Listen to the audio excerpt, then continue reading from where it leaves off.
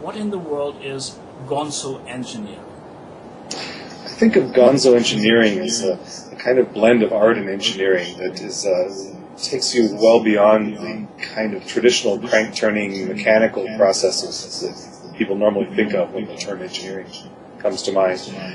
In my case, it's been these very passion-driven, sort of chaotic projects that are a little over the top and ultimately very impractical in a 580-pound bicycles and amphibian pedal silver sail micro-trimarans are not really the kinds of things that we think of in product development terms. Right, so why spend my life and all of my available resources building them? And it's because the spin-offs of all of those things have been so engaging and empowering in my life that it's been worth it. So when I think of Gonzo engineering, I think it's kind of moving outside the realm of practicality and bottom lines and into passion. And there is a business angle in that actually as well. You have a whole chapter, what to keep in mind, and what is that?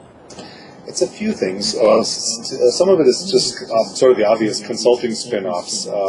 Part of all of this kind of work leads to unexpected learning curves, certainly things I never thought I'd become good at, which are now part of my consulting toolkit.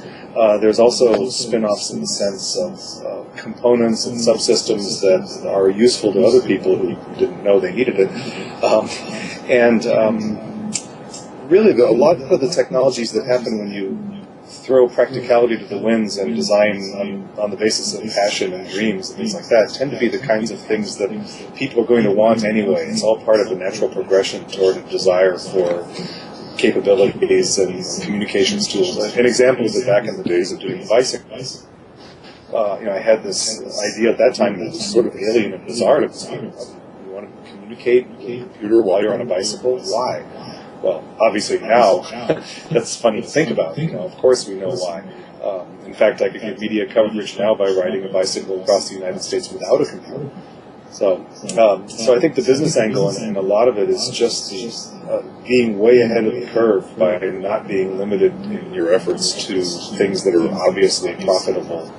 The core of all of that is actually the team.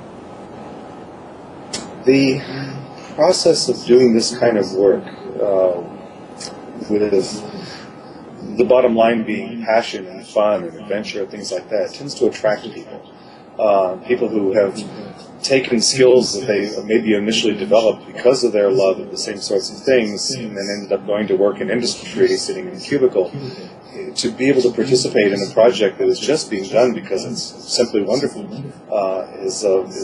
tends to attract the kind of people I find most stimulating and most interesting. And the people who've been my best teachers are the people who came along and joined me because what I'm doing turned them on.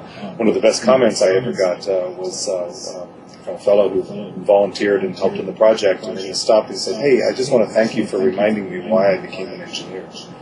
It's easy to forget when you live in a cubicle. And now we have a manifesto for getting on projects like that. Your new book, Reaching Escape Velocity. Where can we get it? It's available, of course, on Amazon, and also if you go to my website, microship.com, there's a big red blob in the front page of that. It says Nomadic Research Lab store, and it's in the book section of that store. There, on my website, it's a little cheaper than Amazon, and of course, I'll also be happy to sign it. So it's take your pick. I will be accused of not being able to count here. That was 4 questions, but nevertheless, thank you for answering 3 questions today, Steve Roberts, and good luck with your future projects.